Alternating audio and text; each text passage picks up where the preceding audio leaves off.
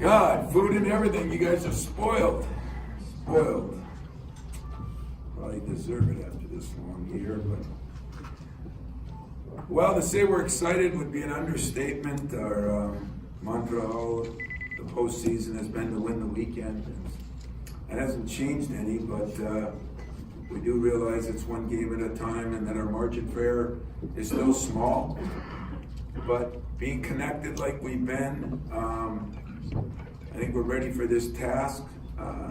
It's the connectivity has made this team a very special team in a lot of ways, but the team has had success because it doesn't get too far ahead of itself. It truly has taken things one game at a time. It's I think everybody wants to win a national championship when you come to college, and sometimes you dream too far ahead. This team hasn't done that. Right now, all we're concentrating on is Texas Tech. My staff and I looked at all three teams Sunday and Monday, or Sunday night and Monday, and the attention goes on Texas Tech. If we get the opportunity to advance, then that's what those long nights will be for on Saturday night and Sunday. Not much to say any different than we've already said. You know, this team is mentally as tough as any of as I've had. And what excites me is what some of the former players have said to our guys, you know, it's time for you to get your piece of history here. Your, as I say, your footprint in the sand, your banner on the ceiling, whatever makes people remember about you long after you're gone. And it's a great credit to my staff and players that through all they've been through, they have a chance to do that. Texas Tech, they are, I think they won 13 out of 14 games. They're said to be the best defensive team in America, and after watching film, I would say they live up to that. They get a lot of steals. They get 17 points off turnovers a game. Where they've gotten better is they're starting to shoot the ball better. They're better offensively. The kid Colbert is a definite pro prospect, and yet they've got some other guys that are very good. Moretti, a guy from Italy, is a good shooter. Maybe in their league has talked about being one of the best shooters in the country.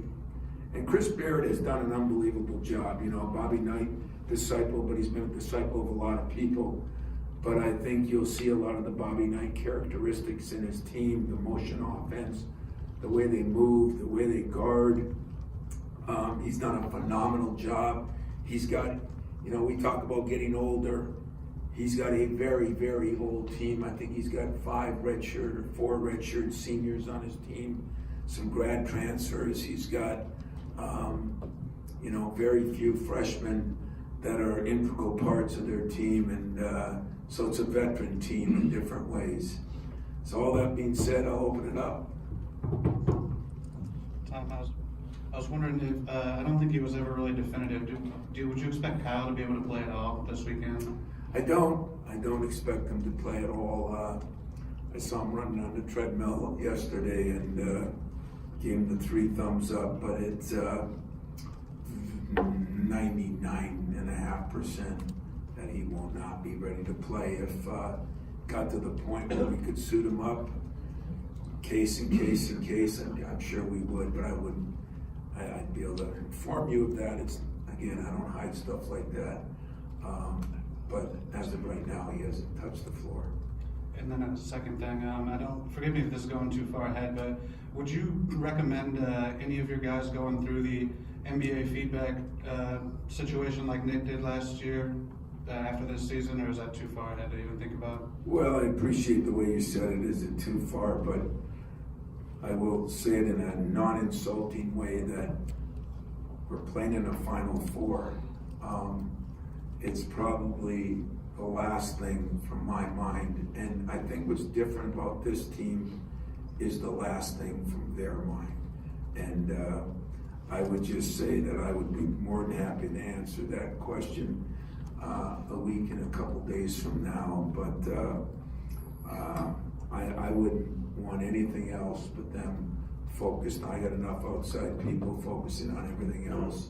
So I do appreciate the sincerity. You have the right to ask the question. I have the right to not insultingly say, but are you crazy? Playing in a Final Four there. How's that? I got my 2 cents in, but I would have said it a little differently, but I've cleaned up my act, as you noticed. So ready to go. Tom, you alluded to this a moment ago with the age of Texas Tech, but of all the Final Four teams, your team is most reliant on freshman scoring of any of the 4, which is stunning. Does it talk about possibly a seismic shift coming back to reality with basketball with the one and done? You know, again, I don't know those questions, but I have been amazed that the little I've heard or the questions at all the interviews I've done, I think more people are leaning to, is this such a good way? You know, it brought up so much. It was so hard for us because I remember just a year or 2 ago, I told you all that if when Miles could have left, if he would have left and been a top 10 pick, it was probably better for our program than if he stays and wins a national championship. Now that was kind of as sick of me to say as your question, but at the same time, your question's reality, so is mine. And I think that it's hard to win with freshmen.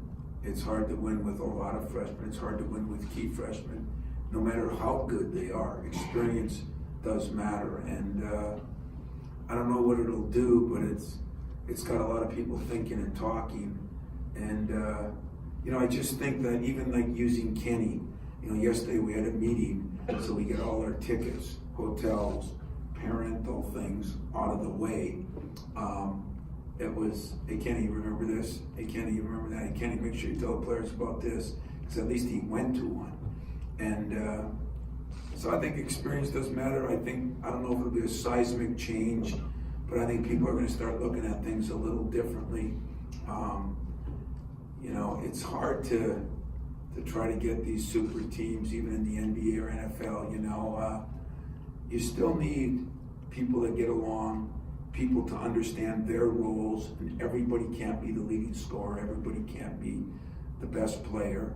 And when you're fighting about things like that, it's hard to deal with them. And if you don't have any leadership, remember the Izzo way, a player-coach team is better than a coach-coach team, because players are around each other like in an hour. They'll be in that locker room talking. There'll be no coaches around. They'll be in there after at the meal tonight talking, and that's where a lot of work gets done. And every game, and I'll say it again to Cassius and Josh and Matt, you know, remember now the games are going to be won. What goes on the next couple days on the plane, the hotel, the practices. And if you don't have any experience telling you that, I give a lot of credit to what John Calipari has done and what Mike has done, and they've won a lot of games, but there is nothing. And when they had their most success, there were a couple of key upperclassmen, I think. It's just hard to do. I know you love Twitter and you're on it all the time, so All the time. On it all last night. Maybe you haven't seen some of these things, maybe someone showed you. There's a ton of clips on there, people videoing themselves reacting to Michigan State winning, you know, the alumni groups, and just guys in living rooms watching and going crazy and screaming and running around houses. I'm just wondering, that combined with what you guys came back to the other night in the arena helps you kind of understand and appreciate even more. It's big for you guys, but what this means to, I guess, a fan base, a school as a whole, really. I don't know if it's the best question, it's the most important one to me, because I saw one video. It was of Khalil Mack in his Bulls uniform pretending to be a basketball player, which I might even talk to him about today, you know, see if he has any eligibility or wants to come up. But what I came back to the other night, for me, was it just says it all, you know, looking out there and seeing more people than in my hometown it's been exciting. We've had some great welcomings over the years, never one this late or this big. And the credit goes to this arena, to our marketing people, to our police who came out and did such, I mean, we came back and the players couldn't believe the parking lot was packed.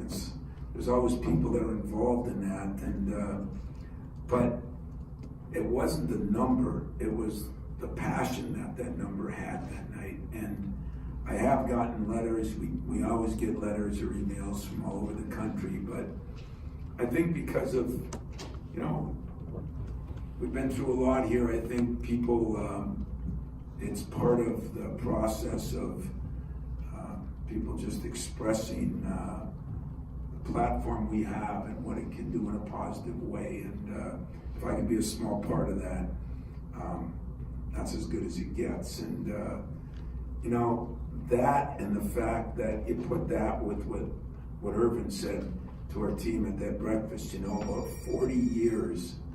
Is that Earl's wife again? Earl's not even here. He's probably with his wife, so that can't be the anyway. You know, when he talked about it's been 40 years, because I always say the memories you have, you can affect so many other people. You talk about all those things, and here arguably, definitely one of the greatest players that ever played the game is telling him the same thing without any, you know, how important it is. He could rattle off everything that happened, and he talked about the impact it had on Lansing. He talked about the parade, all the things that affect so many other people. So that night was special to me because it was later than normal, it was bigger than normal, and it was louder than normal. And the only problem I had is I was trying to help our police and everyone else, because I hate when things get out of control, and I hope they won't get out of control this weekend no matter what happens. But I did reference they could burn a couch at my house. Those of you that have been to my house have a big pond in the back, and thought I could, you know, put a couch out there so it wouldn't cause any other problems. And my wife was ecstatic about it because I think she wants a new couch, so it all worked out. We'll see what happens.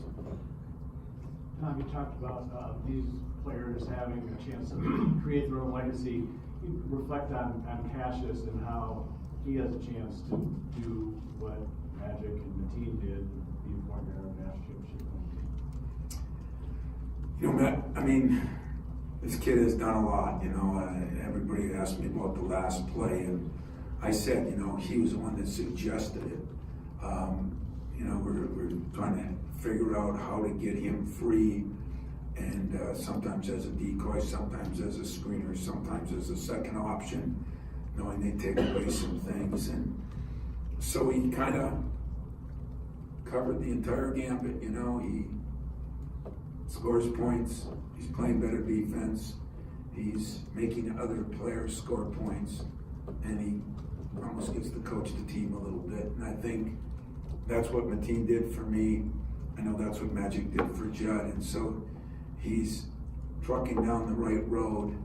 And unfortunately, this day and age, it's almost like you got to finish it to be considered. You know, if a free throw goes in and we win a game, you know, look at everything one way, and if a free throw doesn't go in, even though the whole game, and that's the price you pay for the occupation we picked. But I think Cassius has done enough to set himself in that same footprint with those guys. Just be the way he's led, the way he's handled a lot of situations in the last couple of years, and the way our players respect him. You know, you can like the player you play with, your quarterback, and that'll help make you better, or you can respect them, and that means anything he does and says, you do follow. To have a great team, you need a good leader, but to have a really great team, you gotta have good followers. And I think those guys trust and respect him, so they follow. And I told him the only burden that means is if he goes through the layup line half speed, all the ducklings are going through the layup line half speed. If he approaches practice that way, you know, that's the negative side of that, but I think that'll be the driving side for him now, because I think he understands that. Tom, you mentioned Chris Beer being a Knight disciple and kind of running most of your offense. You look at the other side, and you've got Tony Bennett there, obviously running a lot of his dad's stuff. Is that cool for you for kind of the Big Ten legends from early in your career, kind of their impact still being had, these many years later with the Final Four? Yeah, I'd like to say no because I hated playing against Bob and I double hated playing against Dick.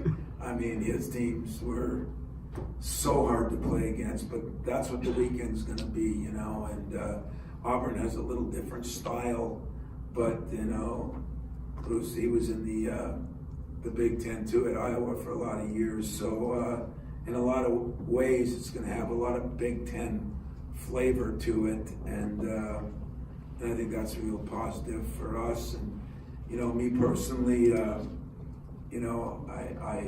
was pulling for Purdue to get in, and it would have been really cool. And I saw Gene Cady in the stands and talked to him a couple times since. But I think there's going to be a real big Big Ten flavor to this. Hopefully Bob can get there, and I think with everybody else, it'll be. I know Dick will be there. Dick didn't used to go to Tony's games because he agonized over it, and seeing him in the stands last week was great for me because I think last time we played him, he didn't come to the game. He was in the hotel watching it. All Dick is, he's the best, but he gets nervous and tense, and seeing the joy on his face when they won was special. I've known Dick most of my life, worked camps when he was at Wisconsin, Stevens Point. So, it's going to have a Big Ten flavor, and I think it's going to be good. Tom, you mentioned yesterday that you and Chris Beard talked on the phone, and I was wondering, I guess, first of all, how common that is that you would talk to the opponent's coach, the week leading up to the Final Four, and then also, what specifically did you guys kind of talk about? It was different, and I appreciated it, actually. He just called me and said good luck, and it's going to be fun to play. And I asked him if he wanted to switch scouting reports or anything. Neither one of us had any interest in that. So then we talked about our mentors a little bit, and talked about Bob. I talked about Jed a little bit, and just what a thrill it is. And I said, even though you don't want any or need any advice, my only advice I'm going to give you has nothing to do with the game, but it has a lot to do with getting your tickets and hotels done today. And he laughed and said, okay. He was great. It was good. So not a long conversation, not a lot, but appreciated that he did call. It was nice. We talked about Kenny being maybe the only player in this Final Four to have that experience, but for your rest of your guys, they played on a big stage game, whether it be the Champions Classic or whatever other tournament moment they've had. How battle tested do you think that has made this team, both this season and going into the Final Four? I think a lot. I think it's made them very battle tested. And just like, when I looked at last year's team and we talk about it a lot, and we talk about, we had some talent, maybe more talent, and I think everybody would agree. And I think we look at that negatively, like, this team isn't as talented, is that the best thing, right? But what I said all along is that team last year wasn't nearly as experienced. So maybe we went through the same thing other people are going through, that it's the experience that matters. And Kenny doesn't have a lot playing since he didn't play in the game, but he has a lot because he was just around it. And I think for McQuaid and Cash and Nick and, some of those guys that have been through 3 years now of playing in the Champions Classic, of having some big wins and having some humbling losses, it gives them a better perspective. So I think all in all, we're as battle tested as you can be. We've still won more games than anybody in the quad ones. We've done some things that matter. We've won our conference championship. We've won our conference tournament championship. We've won big on the road. And yet we've had a couple of humbling defeats. So I don't think you can be any more tested than we've been. And if we don't win, it won't be because of our schedule or anything. It'll be because another team played better than we did. And that's what I'm going to look at. Texas Tech's defense, from their screening patterns to no middle, rim protection, forcing the ball in one direction, where do you think it will put the most strain on what you guys try to do? And can you equate it or relate it to anything that you've seen? You know, I mean, we got some good teams in Michigan and Purdue that play good defense. I think we're a pretty good defensive team. I mean, they're a little different. As you say, you know, Dick Bennett and his teams, and we played against Tony a lot with their defensive philosophies, and it's going to put pressure on all of us. I think the one area that we need to get better in, no matter if we're playing them or somebody else, I thought we were getting a little stagnant ball screens and some standing around. And so yesterday we talked about it, walked through a few things. Today we're going to bust it on us becoming better movement, better screening. You do got to screen well against them, although they do switch a lot. There's a lot of things they do.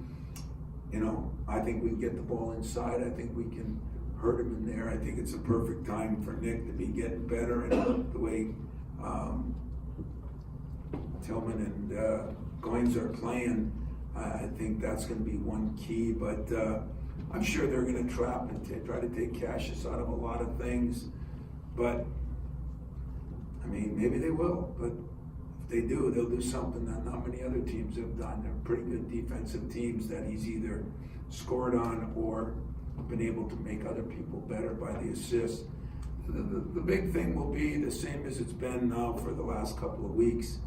The turnovers, and they have been susceptible to rebounding, which I'm sure that's one thing Chris talked about. I think they call it their Michigan State drill. And, you know, it's whether we can offensive rebound and score points that way, because it is going to be more difficult to score points. You saw some of the games they've played recently, and but we're going to come up with some things. We're not going to be able to change everything in a week, but we'll come up with a couple of things that we think will hurt them. And there'll be some things that we can't do. I mean, we know driving baseline, they're going to trap, they're going to do some things. But you run into that with other teams. Some teams in ball screen defenses do it. So a lot of tape, getting our players educated on what works, what doesn't work, and then executing the game plan will be a big key this week. Tom, how would you respond to some critics, maybe even some Spartan fans, who will say Tom Izzo needs that second title to validate your tenure and your time here with the program? I'd say they're right, you know, because I need to validate it for me. I don't need to validate it for them. I have my own goals and dreams, and I have my own aspirations of what I want to do. And what I want to do is put Michigan State University in rare air. 2 national championships by the same school starts to separate you from the 40-some that have won one, and 3 national championships for the same school validates it even more. I keep talking about it puts you in a smaller fraternity. And but you know what? It's listen, I've learned that people that question you are going to question you. The haters are going to hate you. All I got to make sure I do is what's best for my team and the university I work at, and I'm going to do that each and every day. And it really, 5 years ago, fire and brimstone in me would have wanted to fight that person. Now I want to say, you know what, you're right. And I don't want to say it to get them off my back. I want to say it because if that's your goal for me, I promise you my goals are bigger than your goals. Just like I'm sure that your goals for yourself are bigger than the ones I have for you. And what's neat about my job is I get to take things that are players' goals and I get to push them past what they even dreamed they'd be, because they're not experienced. They're not as old as us. They're just starting their dream. They're just starting their journey. And I get to help mold that journey. And hopefully, if you demand a lot and you get a lot, that's going to improve that journey as that individual goes on in life. And maybe he'll be a better president of a company. Maybe you'll be a better NBA player. Maybe you'll be a better father, you know. So my goal is to win as much as I can win the right way. My goal is to make as many people happy that are our fans. And my goal is to make sure my players understand that to do great things, it's going to be very, very, very difficult. I was asked a good question this morning, and someone who interviewed me had said, how can it be where you could play the same game the entire game? You could be so good and a three-point shot goes in or doesn't. Look at Purdue's situation, you know. If he goes to a Final Four, he's done something they haven't done there in 40 years. They played so well. Matt did an incredible job, I thought. And a freak thing happens. Guy's trying to, you know, make it and he misses it or whatever happened on that. And boom, boom, boom, and now all of a sudden you're not as good. I think I'm past that stage. I was in that stage early in my career. It drove me crazy. Now I've matured a little, and I can handle that. So tell them I appreciate it, and they're motivating me to win another one. And then I'll need you to find some other friend that says, well, you know, 2 is good, but Mike's won 5, so, you know, you haven't done much yet, so why don't you? And you know what, I'll thank that person too. Tom, before the Duke game, Mike Krzyzewski, we were talking to Mike, and he said that Cassius wasn't the best guard in the Big Ten, he was the best guard in America. And reiterated those sentiments after the game, not specifically those words, but those sentiments. And talking to Cash about it, he reminded me about his freshman year when he wasn't that good, and how hard you were on him. And he said, I guess I'm blessed to have had coach push me. It doesn't happen very often, but when it does, when a player reaches where you push them, is that one of the satisfying parts of the job that the fans don't get to see? Well, I told you guys the story that even his mom on the floor, I said, was it worth his freshman year? Not that his freshman year was so bad, it just wasn't, you know, it was a normal freshman year. And she found a way to say, we got some work to do yet in a roundabout way. And so I would say to you, it is rewarding to see Cassius growing, but he's not Will Chamberlain yet. You know, he isn't fully grown yet. And probably, as I tell my guys, I'm not yet either. So they got a lot of years to keep getting better. But it is rewarding when a player sees the work or the tough love or the pushing and pulling that you have to go through to be great. And for Mike to even put him somewhat in that realm speaks volumes, you know. And as I told Cassius Winston might have changed the most the spring of his freshman year when he, you know, wasn't thrilled with the season he had, and yet neither was I, and understood what had to be done. And when everybody went home that summer, right when the semester ended, they had 4 weeks off. We were trying to get him away. He took 2 days and went home, and Cassius is as close to his family and his brothers as anybody I've had here. And he came up here by himself and lived in that weight room. That I felt better about than even this, because I realized that he listened, he heard, he executed what needed to be done. And that was behind closed doors, and nobody knew. And I kept saying, wow, Cash didn't really change. Why? Because he stayed up here and worked out. Well, is that so odd? It is odd when you have a chance to go home. It is odd when you have a family like he has, that his brothers to him are like this. And that made me realize that he might not have liked what we said, but he figured out that it was going to be best for him. And so that was done on his own, not by me or anyone else.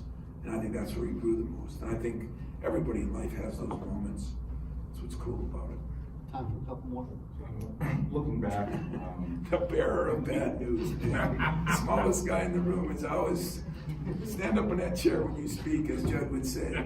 Go ahead. that was looking back yesterday after the teleconference. You said something yesterday that you said 20 years ago when you were in St. Petersburg, that you never know when you're going to be back. And it got me thinking, how much in the last 20 years since the first appearance has things changed, and how much of it remain the same? Well, they've changed a lot with Twitter. I mean, you can't say and do what you want to say and do. I kind of walk off the court now, and I saw some guy filming me the other day, so I whispered to my assistants, so that's changed in that respect. But they keep talking about kids that have changed, and I keep telling you guys, they haven't changed as much as we all changed. It's not them. Quit blaming them. They want to win. They want to get pushed. Me personally, I've seen so many of these guys grow. I have seen Cash grow in Miles. I've seen Cueto grow. Kenny has grown a lot, But that's supposed to be the norm. That 20 years ago, that was the norm. Now we expect to put it's like putting a baked cake in the oven, You put it in the oven so that it bakes. Now we just put baked cake in the oven, it's already baked, and we say, oh, there, Shazam, I mean, it doesn't make any sense to me, we don't give these guys a chance to grow, to mature, to make mistakes, to fail. So that part bothers me. But the part that doesn't bother me is discipline is still the greatest form of love you can show somebody. When I was in junior high school, if he's not on you, he doesn't care about you. That hasn't changed. Judd had a line, DWW. I mean, working with some kid that couldn't play dead in a cowboy movie, and Judd would say DWW. Well, what the hell does that mean? Don't waste words. Don't waste words. So you don't waste words on people that you don't think can get to certain levels or can accomplish things or can help you win. And I think these kids, these guys, these half men, as I'll call them, these guys that are trying to become something special, I think they want to be pushed. They want to be coached. They want to be told what to do. They just don't like it at that exact point in time, and neither would I. You think I got fired more times with Judd than any of you been fired, and I didn't like it, but I now fire my assistants every once in a while. It's just part of the deal. But I don't think the winning has changed. I don't think the way to win has changed. You can talk about freshmen and juniors and seniors. Experience still matters.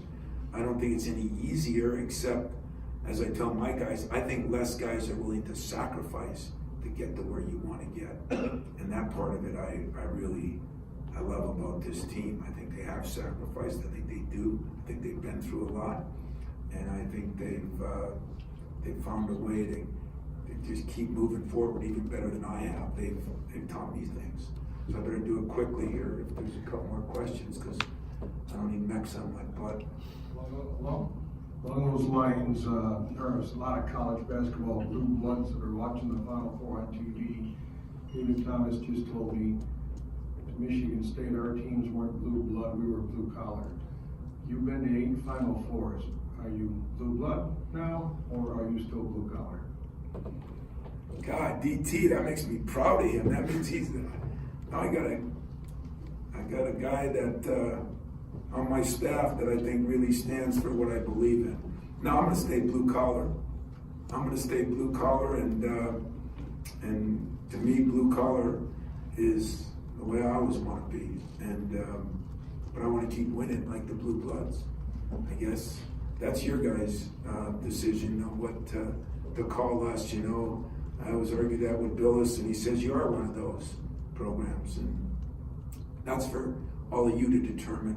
For me to determine is keep this thing where we're a working man's team, just like my father and my grandfather, no different, every day go to work, bring your little chisel, get down in the mines and do your job. And if I change that, then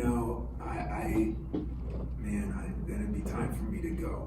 I just talked to my boy Mariucci last night, and we were, the first thing he said is, man, you guys are the ultimate team, and I've had other coaches that have called me and talked to me about it, and you're a team when you're blue collar, because in my humble opinion, you know, because somebody else doesn't anoint you, you do it yourself.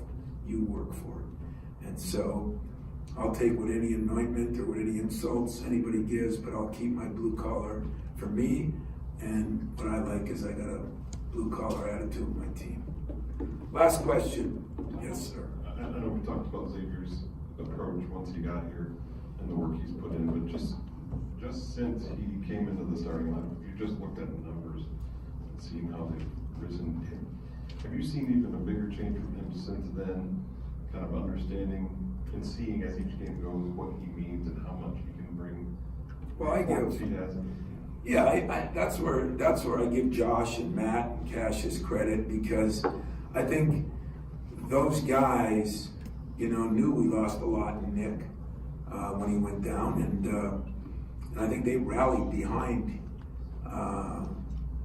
Xavier in a lot of ways, and you know, he got some confidence, he got more minutes, you know, all those things help, and he's done what people tell you should do. He's taken the ball and he's run with it. He's gotten his opportunity and he's made the best of it. And yet, you know, I don't want you to forget, like, this is a game again where I think we need everybody that's got a body. And you know, you look at that last game, we get Nick in there, he scores 2 baskets right away, you know, and I think there is a spot for all 3 of those guys. And yet, I think the best thing is when Nick first came back, I went to Xavier because I was going to try to get Nick back in the starting lineup. And then we realized it wasn't whether I do that or not, it was whether Nick was ready. And even his conditioning now isn't, you know, the hand, I think he's finally feeling as comfortable as he can with the hand. But Xavier said, Coach, whatever you need to do, I'm fine with it. And you know, some guys would say that because they're talking to the head coach. And I looked at him, I said, well, you're crazy if you don't want to start. He said, well, I want to start, but I want to do what's best for the team. I don't think there's one guy on my team that I don't have that's that way. And that's saying a lot. And that's why those juniors and seniors are so incredibly important. And I think why you've enjoyed them so much. I mean, they're fun interviews because they're real, and they're going to tell you the truth, I think. So, listen, I know there'll be a million more press conferences, but probably none where it's just the same guys that have kind of followed us all year. And any adversity that we've all been through, I do want to thank you for being how you've been to this team, because this team has been special, and you should get to know them even better. What I love about the Final Fours is some of you in this room will do some incredible individual stories on people, and you'll find out more and more about them. And I tell my guys, and I tell you this, whether it's college, whether it's pro, there's nothing better than getting down to the point where instead of analyzing the game, which there'll be a couple people that do that, but I think most writers analyze the people. And these guys deserve to be analyzed because there's a lot of great things about them, their families, how they've been to each other. And so I want to thank you ahead of time. I probably won't get to do that as much with the national news, but you won't be forgotten up there either, because you've been the people that have been with us the entire time. And I hope you enjoy your trip up there. I hope you enjoy your time up there. And hopefully we can play well enough to play on Monday. That's the goal. The goal is to win the weekend. But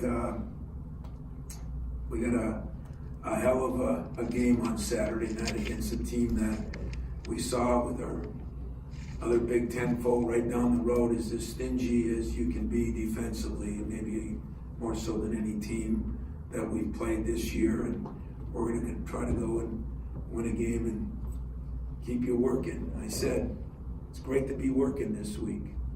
You know, most people want vacations. I'd like to work some more. Now next week, I'd like a damn vacation. Have a good day.